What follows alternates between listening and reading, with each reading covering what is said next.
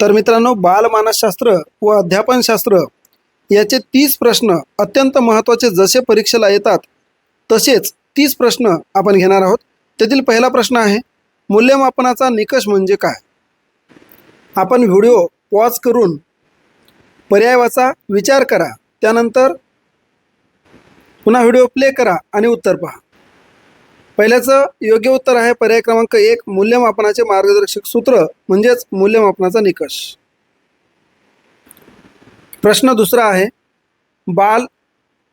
दुसरा आहे, मानसशास्त्राच्या अभ्यास पद्धतीसंबंधी खालीलपैकी कोणते विधान असत्य आहे? आपण व्हिडिओ पॉज करा, सर्व पर्याय वाचा, विचार करा, त्यानंतर पुन्हा प्ले करा म्हणजे तुम्हाला उत्तर दिसेल. तर चुकीचे विधान आहे पर्याय क्रमांक 3चा, जीवनवृत्तांत पद्धतीत व्यक्तीचा अभ्यास केला जातो, समूहाचा नाही. हे विधान चुकीचं आहे. तर मग बरोबर विधान कोणतं आहे? जीवनवृत्तांत पद्धतीत व्यक्ती आणि कधीकधी समूह दोन्हीचा अभ्यास होऊ शकतो, म्हणून हे विधान चुकीचं आहे. कारण यामध्ये काय म्हटलेलं आहे? जीवनवृत्तांत पद्धतीत व्यक्तींचा अभ्यास केला जातो, समूहाचा नाही. वास्तविक काय आहे? वृत्तांत पद्धतीमध्ये व्यक्ती आणि कधीकधी समूहाचा सुद्धा अभ्यास केला जातो. प्रश्न तिसरा आहे, खालीलपैकी कोणती मानसशास्त्रीय संकल्पना चुकीची आहे? तर सर्व पर्याय वाचून घ्या. तर प्रश्न क्रमांक 3चं योग्य उत्तर आहे पर्याय क्रमांक 4. कारण स्पष्टीकरण असं आहे याचं की प्रतिमावर आधारित मानसिक चित्र बरोबर कल्पना अवबोध नाही, म्हणून पर्याय क्रमांक 4 हे चुकीचं आहे. प्रश्न चौथा आहे, खालीलपैकी अध्ययन उपपत्तींची अयोग्य जोडी ओळखा. आपण संपूर्ण पर्याय वाचा, मी उत्तर सांगणार आहे. तर अयोग्य जोडी आहे पर्याय क्रमांक 3, श्रेणीबद्ध अध्ययन उपपत्ती अल्बर्ट बांदुरा, ही चुकीची आहे. तर मग ती कोणाची आहे? तर श्रेणीबद्ध अध्ययन उपपत्ती रॉबर्ट गँगे यांची आहे, अल्बर्ट बांदुराची नाही, म्हणून पर्याय क्रमांक 3 चुकीची जोडी आहे. प्रश्न 5वा, ग्रॅहम वालास याने सांगितलेल्या सर्जनशीलतेच्या टप्प्यांचा योग्य क्रम लावा. पडताळा, प्रकाशीकरण, पूर्वतयारी आणि ड आहे उबवन. तर यापैकी योग्य क्रम लावायचा आहे. तुम्ही व्हिडिओ कधी पॉज करून विचार करून त्यानंतर व्हिडिओ प्ले करा, जेणेकरून तुम्हाला उत्तर दिसायच्या आधी तुम्ही विचार करू शकता. तर याचं योग्य उत्तर आहे पर्याय क्रमांक 4, म्हणजेच क. पहिल्यांदा पूर्वतयारी, उबवन, प्रकाशीकरण आणि पडताळा.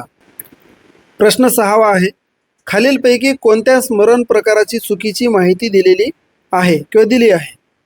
मित्रांनो, प्रश्नाची पातळी खूप वाढलेली आहे. संपूर्ण पर्याय वाचायचे, पहिल्यांदा वाचल्याच्या नंतर विचार करून त्यानंतर पुन्हा व्हिडिओ प्ले करा, जेणेकरून तुम्हाला विचार करून उत्तर देण्यासाठी वेळ मिळते. मी उत्तर सांगणार आहे. प्रश्न 6व्याचं योग्य उत्तर आहे पर्याय क्रमांक 4. पर्याय क्रमांक 4, अल्पकालीन स्मरणात अधिक काळ लक्षात ठेवले जाते, हे चुकीचं आहे. कारण अल्पकालीन स्मरण कमी काळासाठी असते, जास्त काळासाठी नाही, म्हणून ही चुकीची माहिती दिलेली आहे. पुढचा प्रश्न आहे प्रश्न क्रमांक 7, खालीलपैकी अध्यापनाच्या नाविन्यपूर्ण पद्धतीसंबंधीची चुकीची जोडी ओळखा. चुकीची म्हणतोय, 4ही जोड्या आपण वाचा. प्रश्न क्रमांक 7चं योग्य उत्तर आहे पर्याय क्रमांक 4, अवगामी पद्धती सॉक्रेटिस. कारण अवगामी पद्धती ही अरिस्टॉटल यांच्याशी संबंधित आहे, सॉक्रेटिस यांच्याशी नाही, म्हणून ही चुकीची जोडी आहे. आता हे पण लक्षात ठेवायचं की बाकीच्या ह्या करेक्ट आहेत, म्हणून याचा सुद्धा तुमचा अभ्यास होऊन राहिला. ह्या बरोबर जोड्या आहेत. पुढील 8वा प्रश्न आहे, अध्ययन विषयक प्रेरणाचक्रातील टप्प्यांचा योग्य क्रम ओळखा. अध्ययन विषयक प्रेरणाचक्रातील टप्प्यांचा योग्य क्रम आपल्याला ओळखायचा आहे. व्हिडिओ पॉज करून तुम्ही विचार करा, परत प्ले करा. तर बघा, याचं उत्तर मी सांगणार आहे. 8चं उत्तर आहे पर्याय क्रमांक 3, म्हणजेच काय? क. गरज, अस्वस्थता, प्रयत्न, समाधान, आणि त्यानंतर समतोल. या प्रकारचा हा अध्ययनविषयक प्रेरणाचक्रातील टप्प्यांचा क्रम आहे. प्रश्न क्रमांक 9 आहे, खालीलपैकी अध्ययन उपपत्तीचा चुकीचा अर्थ दिलेली जोडी ओळखा. चुकीचा अर्थ. तर चारही पर्याय आपण काळजीपूर्वक वाचा आणि चुकीची जोडी ओळखण्याचा प्रयत्न करा. तर मी योग्य पर्याय सांगणार आहे, अर्थात चुकीची जोडी सांगणार आहे. तर यामध्ये चुकीची जोडी आहे पर्याय क्रमांक 4 वरची. प्रयत्न प्रमाद अध्ययन याचं दिलेलं आहे अध्ययनासाठी बौद्धिक आकलनावर भर. तर ही जोडी चुकीची आहे, अर्थात पर्याय मात्र बरोबर आहे. तर मग प्रयत्न प्रमाद म्हणजे ट्रायल अँड एररमध्ये अध्ययनाच्या बौद्धिक आकलनावर नव्हे तर अनुभवावर भर असतो. कशावर भर असतो? अनुभवावर. त्याच्यामुळे ही जोडी म्हणजे ही चुकीची जोडी आहे. आता इथे सुद्धा तुमच्या लक्षात येईल की मग हे बाकीच्या कशा असणार आहेत? ह्या बरोबर असणार आहेत, म्हणून ह्या सुद्धा वाचून घ्यायच्या. प्रश्न 10वा आणि थोडा अजून विचार करायला लावणार आहे. बालमानसशास्त्राच्या अभ्यासाने शिक्षणासंदर्भात खालीलपैकी कोणत्या बाबी महत्त्वाच्या असल्याचे समजले? तर चारही पर्याय अत्यंत शांततेने वाचा. त्यानंतर पर्याय क्रमांक कोणता असेल याचा विचार करा. मी तुम्हाला स्पष्ट उत्तर सांगणार आहे. प्रश्न क्रमांक 10चं योग्य उत्तर आहे पर्याय क्रमांक 2. यामध्ये काय दिलेलं आहे बघा, फक्त अ, ड आणि ई. म्हणजे अ, ड, ई हे जे आहेत हे कसे आहेत? ह्या बाबी महत्त्वाच्या आहेत. मग बाब महत्त्वाचे कोणते, चुकीचे कोणते आहेत? ब आणि क. आता ब मध्ये काय दिलेलं आहे? बालकांना प्रौढांसारखी वागणूक दिली पाहिजे का? नाही, ही दिली नाही पाहिजे. त्यानंतर क काय आहे? बालकाला शिस्ती शिकवण्यासाठी दबाव आणावा का? नाही. म्हणूनच अ, ड आणि ई हा पर्याय क्रमांक 2चं बरोबर आहे. प्रश्न 11वा आहे, प्रौढांचे मानसशास्त्र समजण्यासाठी खालीलपैकी कोणती शाखा महत्त्वाची आहे? या चारपैकी कोणती शाखा महत्त्वाची आहे प्रौढांच्या मानसशास्त्रासाठी? तर योग्य उत्तर आहे पर्याय क्रमांक 1. उपयोजित मानसशास्त्र हे प्रौढांचे मानसशास्त्र समजण्यासाठीची शाखा आहे. प्रश्न 12वा अत्यंत महत्त्वाचा, खालीलपैकी भाषेसंबंधीच्या विचाराची कोणती जोडी चुकीची आहे?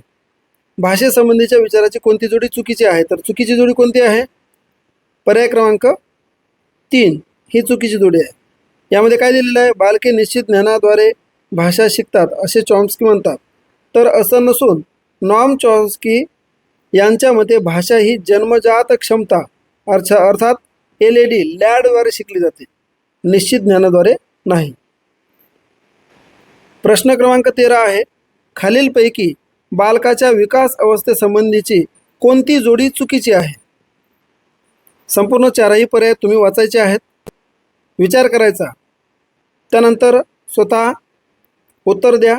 त्यानंतर व्हिडिओ पुन्हा पॉज करून किंवा पुन्हा प्ले करून त्याचं उत्तर पहा. याचं उत्तर आहे पर्याय क्रमांक 1. खालीलपैकी बालकाच्या विकास अवस्थेसंबंधीची कोणती जोडी चुकीची आहे? तर जन्मपूर्व अवस्था, जन्मानंतर 1 महिना. प्रश्न 14, खालीलपैकी कोणत्या व्यक्तिमत्व उपपत्तीची माहिती चुकीची दिली आहे? तर याचं योग्य उत्तर आहे पर्याय क्रमांक 4. हे चुकीचं आहे, कारण फ्रॉइड म्हणजे व्यक्तिमत्वाच्या बोधावस्थेचे वर्णन केले आहे, ही चुकीची जोडी आहे. तर मग काय केलं फ्रॉइड यांनी?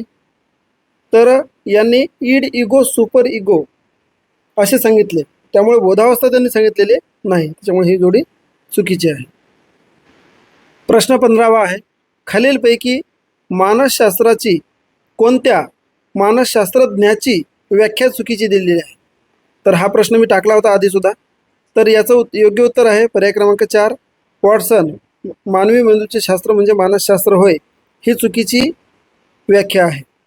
तर मग योग्य काय आहे? तर वॉटसननी मानसशास्त्र हे मानवी वर्तनाचे शास्त्र आहे हे सांगितलेले आहे, त्यामुळे ही व्याख्या म्हणजे ही चुकीची पर्याय क्रमांक 4 आहे. पुढचा प्रश्न आहे 16वा, ई अध्ययन म्हणजे काय? अध्यापन नाही, अध्ययन. ई अध्ययन म्हणजे काय? तर याचं योग्य उत्तर आहे पर्याय क्रमांक 3. तंत्रज्ञान वापरून केलेले मिश्र शिक्षण म्हणजेच ई अध्ययन. प्रश्न क्रमांक 17 आहे, अभिरुची बुद्धिमत्ता कायनेस्थेटिक इंटेलिजन्स म्हणजे अशी अध्ययन क्षमता ज्यामध्ये खालच्या पर्यायापैकी कुठला पर्याय बसते बघा? तर 17चं योग्य उत्तर आहे पर्याय क्रमांक 2. समतोलाची आणि दृष्टी व हात यांच्या समन्वयाची योग्य जाणीव ठेवून केलेल्या हालचालीतून स्वतःला व्यक्त करतात. म्हणजेच काय, शरीराच्या हालचालीद्वारे शिकणे म्हणजेच कायनेस्थेटिक इंटेलिजन्स. प्रश्न 18वा आहे, खालीलपैकी विकासाच्या कोणत्या कालावधीत मुले इतरांपेक्षा लवकर भाषा आत्मसात करतात? तर 18चं योग्य उत्तर आहे पर्याय क्रमांक 1, पहिल्या 8 वर्षात. म्हणजे भाषा शिकण्याचा हा सुवर्णकाळ मानला जातो. त्यामुळे विकासाच्या या कालावधीमध्ये मुलं भाषा अत्यंत पटकन आत्मसात करतात. प्रश्न 19वा, ई लर्निंग काय आहे? बघा, आधीसुद्धा एक ई लर्निंगचा विषय आला होता, पण ते ई अध्ययन होतं. तर ई लर्निंग म्हणजे काय? तर ई लर्निंग म्हणजेच काय, तर पर्याय क्रमांक 3, शिकण्यासाठी तंत्रज्ञानाचा वापर म्हणजेच ई लर्निंग. अर्थात तंत्रज्ञानाद्वारे शिक्षण म्हणजेच ई लर्निंग. प्रश्न 20वा आहे, कोणत्याही विषयातील माहिती शिकून घेण्यात मागे राहिलेल्या विद्यार्थ्यांना तोलामोलाची मदत करण्यासाठी विकसित केलेल्या अभ्यासक्रमाला काय म्हणाल? पुन्हा एकदा प्रश्न वाचा आणि पुन्हा एकदा विचार करा. बरेचदा प्रश्न वाचण्यासाठी व्हिडिओ पॉज करा, त्यानंतर पर्याय वाचण्यासाठी बरेचदा व्हिडिओ पॉज करा आणि विचार करा. तर प्रश्न क्रमांक 20चं योग्य उत्तर आहे पर्याय क्रमांक 3, सुधारणा अभ्यासक्रम. प्रश्न 21वा आहे, पुढीलपैकी कोणते माध्यम सर्वात जास्त अध्ययन अनुभव देते? सगळ्यात जास्त अध्ययन अनुभव देणारं कोणतं आहे? तर पर्याय क्रमांक 4, क्षेत्रभेट, सहली हे जे असतात यामध्ये सगळ्यात जास्त अध्ययन अनुभव मिळत असतात. म्हणजेच प्रत्यक्ष जिथे पाहायला जाते तिथून सगळ्यात जास्त अध्ययन अनुभव मिळतात, म्हणून पर्याय क्रमांक 4. प्रश्न 22वा, विद्यार्थ्यांच्या चुकीच्या प्रतिसादावर शिक्षक सकारात्मक पुनर्बलीकरणातून म्हणजे रेन्फोर्समेंट उत्तर देतात. यातून शिक्षकांचे कोणत्या गोष्टीचे आकलन दिसून येते? तर 22चं उत्तर आहे पर्याय क्रमांक 4, बोधात्मक विकासाला गती देणे. म्हणजेच काय, रेन्फोर्समेंट म्हणजे काय, वर्तन किंवा बोधात्मक विकास वाढवतो, त्याला रेन्फोर्समेंट म्हणतो. प्रश्न 23वा आहे, विषय केंद्रीय पद्धतीत अध्ययन अनुभव कशाभोवती संघटित केले जातात? विषय केंद्रीय पद्धतीत. तर याचा पर्याय क्रमांक आहे 2, अभ्यासक्रमात अंतर्भूत असलेल्या गोष्टी. म्हणजेच काय, विषयाभोवती संघटना म्हणजे विषय केंद्रीय. प्रश्न 24वा आहे, बालक सामाजिक व मानसिकदृष्ट्या समायोजित असल्याचे खालीलपैकी कोणते लक्षण नाही? तर याचं योग्य पर्याय आहे पर्याय क्रमांक 2, मित्रांसोबत किंवा मित्रांसमवेत तीव्र स्पर्धा करणे. समायोजनाचे लक्षण नाही, तीव्र स्पर्धा ही समायोजनाचे लक्षण नाही. प्रश्न 25वा, विद्यार्थ्याला अध्ययन करताना खालीलपैकी कोणती बाब वगळून शिक्षकांनी प्रोत्साहन द्यावे? कोणती बाब वगळायची आहे? तर इथे पर्याय क्रमांक 2, विद्यार्थ्यांची वारंवार परीक्षा घेणे ही बाब वगळायची आहे. बाकी इतर सगळ्या गोष्टी आपण करू शकतो. प्रश्न 26वा आहे, खालील भावात्मक क्षेत्रातील उद्दिष्टांचा योग्य क्रम लावा. भावात्मक क्षेत्रातील. आता व्हिडिओ पॉज करून आपण पर्यायसुद्धा पाहू शकता, वाचू शकता आणि क्रम लावू शकता. मी उत्तर सांगणार आहे. पर्याय क्रमांक 4 हे योग्य उत्तर आहे. म्हणजे भावात्मक क्षेत्रातील अवधान, त्यानंतर अभिरुची, त्यानंतर मूल्य निर्णय, त्यानंतर मूल्य संघटन आणि मूल्य समूह असा हा क्रम आहे. प्रश्न 27वा आहे, प्रतिमेची खालीलपैकी कोणते वैशिष्ट्ये आहेत प्रतिमेची? तर तुम्ही व्हिडिओ पॉज करून पाहू शकता. मी डायरेक्ट उत्तर सांगणार आहे. तर 27चं योग्य उत्तर आहे पर्याय क्रमांक 2, अ ब क म्हणजे अ ब आणि क. प्रश्न 28वा आहे, अध्ययनासंदर्भात स्कॅफोल्डिंग ही संज्ञा काय सूचित करते? स्कॅफोल्डिंग आपण मागच्या 2 व्हिडिओमध्ये हा आपल्याला शब्द आलेला होता. तर याचं योग्य उत्तर आहे पर्याय क्रमांक 3, अनुभवीकडून अध्ययनार्थ्याला अध्ययनात अडचणीपुरती मदत करून प्रेरणा देणे, म्हणजेच काय, गरजेपुरती. आता ही गरजेपुरती मदत आणि स्कॅफोल्डिंग हे कोणाशी संबंधित आहे, तर आपण पाहिलं होतं लेव वायगोस्की यांच्याशी संबंधित आहे.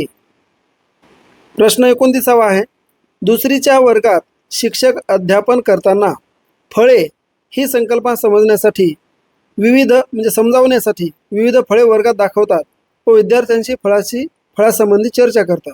शिक्षकाच्या अशा स्वरूपाच्या अध्यापनामुळे विद्यार्थी या चारपैकी कुठला पर्याय योग्य आहे बघा. तर याचं योग्य उत्तर आहे फळांची माहिती मिळवतो. कारण विद्यार्थ्यांना प्रत्यक्ष अनुभवातून माहिती मिळते, त्यामुळे त्यांना माहिती मिळते. हा पर्याय योग्य आहे. आणि हा प्रश्न मात्र तुमच्यासाठी ठेवणार आहे. तुम्ही उत्तर द्यायचं, विचार करून उत्तर द्यायचं. उद्या सकाळी मी कॉमेंटमध्ये या प्रश्नाचं उत्तर देणारच आहे. त्याआधी तुम्ही विचार करा. पियाजेच्या मते बौद्धिक विकासाची प्रक्रिया कोणत्या क्रमाने चालते. बघा, या 4 पर्याय आहेत. यापैकी कुठला पर्याय योग्य आहे त्याचं तुम्हाला उत्तर द्यायचं आहे. यामधला पर्याय असूही शकतो आणि नसूही शकतो. याचा पर्याय क्रमांक फक्त तुम्ही जरी टाकला तरी पण चालते. मला माहिती आहे हा व्हिडिओ थोडा मोठा बनला, परंतु याच प्रकारचे व्हिडिओ आता बनवणं आवश्यक आहे. कारण परीक्षा जवळ येत आहे, काठिण्य पातळी वाढवावं लागणार आहे.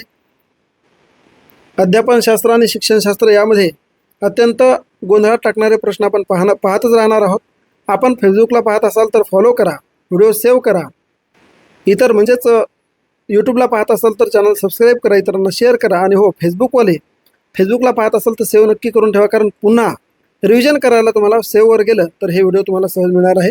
लवकरच पुढील व्हिडिओमध्ये भेटू. तोपर्यंत जय हिंद, जय महाराष्ट्र.